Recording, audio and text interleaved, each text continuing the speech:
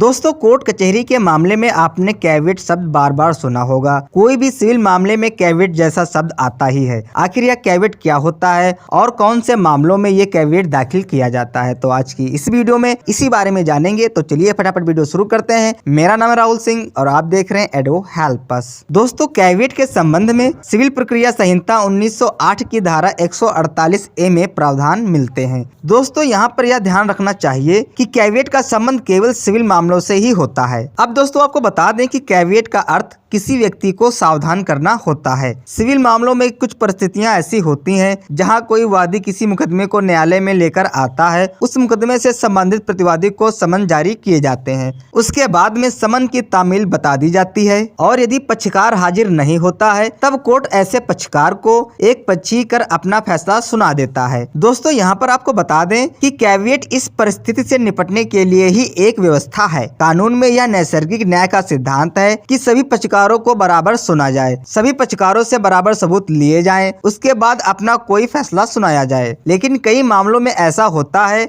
जहां पक्षकार कोर्ट की किसी बात को सुनते ही नहीं हैं। किसी प्रतिवादी को न्यायालय में उपस्थित होकर अपना पक्ष रखने का आदेश दिया जाता है, लेकिन प्रतिवादी न्यायालय की ऐसी बात की अवहेलना कर देते हैं। यहाँ पर न्यायालय को मजबूर होकर उस अवहेलना करने वाले पक्षकार को कार्रवाई से एक पक्षी करना होता है, अर्थात उस व्यक्ति का पक्ष सुना ही नहीं जाता है क्योंकि कोर्ट उसे बार बार बुला रहा था और वह व्यक्ति कोर्ट के समक्ष उपस्थित नहीं हो रहा था। दोस्तों यहाँ पर कोर्ट को भी न्याय करना होता है। इस स्थिति में अदालत केवल वादी को सुनकर कोई भी फैसला सुना देती है जो तथ्यों और परिस्थितियों के अनुसार होता है। अब दोस्तों यहाँ पर आपको बता दें कि इस व्यवस्था के कारण यह होने लगा कि कभी कभी समन की तामील होती ही नहीं थी और वादी द्वारा यह कह दिया जाता था कि समन की तामील हो चुकी है। तामील से संबंधित सबूत न्यायालय में पेश कर दिए जाते थे, जबकि प्रतिवादी को इस बात की कोई जानकारी ही नहीं होती थी। इसलिए कैविएट जैसी व्यवस्था आई है। दोस्तों सिविल प्रक्रिया संहिता 1908 की धारा 148A कैविएट को उल्लेखित करते हुए यह कहती है कि कोई भी पक्षकार किसी मामले में पार्टी होने के अंदेशे के आधार पर न्यायालय के समक्ष एक कैविएट दाखिल करके यह कह सकता है कि अगर उससे संबंधित मामला कोर्ट में लाया जाए तब उससे सुने बगैर मामले में किसी प्रकार का कोई भी निर्णय नहीं दिया जाए। दोस्तों ऐसा कैविएट किसी कोर्ट में अपने विरुद्ध भविष्य में आने वाली किसी कार्रवाई में पक्षकार बनने के अंदेशे पर दिया जाता है। अब दोस्तों यहाँ पर आपको बता दें कि न्यायालय में किसी प्रकार का कोई मुकदमा होता ही नहीं है, लेकिन मुकदमा होने की संभावना होती है। इस संभावना के आधार पर ही कैविएट दाखिल किया जाता है। जैसे कि किसी व्यक्ति को यह संभावना है कि कोई व्यक्ति या संस्था उसके विरुद्ध किसी प्रकार का सिविल प्रकरण किसी मामले को लेकर न्यायालय के समक्ष ला सकता है, तब ऐसा व्यक्ति उस व्यक्ति के विरुद्ध कोर्ट में कैविएट दाखिल कर देता है। दोस्तों यहाँ पर आपको बता दें कि कैविएट किसी भी मामले में दाखिल किया जा सकता है,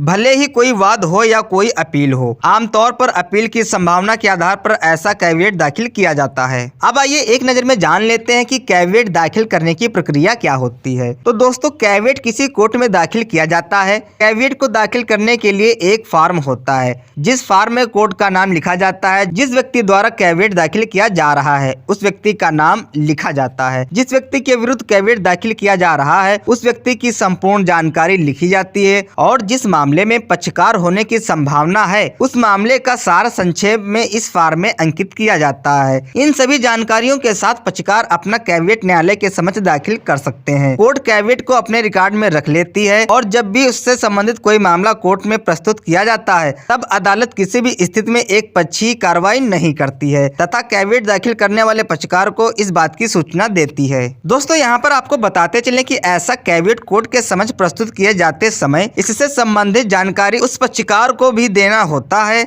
जिस पक्षकार के द्वारा कोई मुकदमा लाए जाने की संभावना है। ऐसी जानकारी रजिस्टर्ड डाक के माध्यम से दी जाती है और उस डाक की पर्ची को कैविएट के साथ लगाया जाता है। इससे वह पक्षकार भी इस बात से अवगत हो जाता है कि अगर वह कोई मामला कोर्ट में लाने वाला है तब उससे संबंधित जानकारी कोर्ट के संज्ञान में पहले ही दे दी गई है, तब उसे एक पक्षी नहीं किया जा सकता है। अब दोस्तों यहाँ पर आपको बता दें कि अगर आप कोर्ट में कैविएट दाखिल कराना चाहते हैं तो आपको अपने वकील से जानकारी लेनी होगी। वहां से आपको पूरी जानकारी डिटेल में मिल जाएगी। दोस्तों आइए जानते हैं कि कैविएट की समय अवधि क्या है। तो दोस्तों कोई भी कैविएट अपने दाखिल किए जाने से 90 दिनों के भीतर वैध रहता है। 90 दिनों के बाद इसकी वैधता अवधि समाप्त हो जाती है और फिर इसका कोई कानूनी महत्व नहीं रहता है। अगर न्यायालय को फिर से संज्ञान देना है तब नया कैविएट दाखिल करना होता है। दोस्तों यहाँ पर आपको बताते चलें कि इस बात का उल्लेख सिविल प्रक्रिया संहिता की धारा 148A की उपधारा 5 के अंतर्गत किया गया है, जहाँ स्पष्ट रूप से कहा गया है कि कोई भी कैविएट केवल 90 दिनों तक ही वैध होता है। 90 दिनों के बाद यह स्वतः समाप्त हो जाता है। अगर इसके बाद पक्षकार कोई मामला कोर्ट के समक्ष लाते हैं तब प्रतिवादी के हाजिर नहीं होने पर उसे एकपक्षीय किया जा सकेगा। दोस्तों कानून में यह 90 दिनों की अवधि इसलिए दी गई है क्योंकि सामान्य तौर पर कैविएट से संबंधित मामले अपील के प्रकरण में ही लागू किए जाते हैं। अपील के मामले में ही लोग भी कैविएट देते हैं, क्योंकि यह मालूम है कि अगर किसी निचली अदालत ने किसी पक्षकार के विरुद्ध किसी प्रकार का कोई निर्णय दिया है तब वे पक्षकार उस निर्णय के विरुद्ध ऊपरी अदालत में अपील ला सकता है।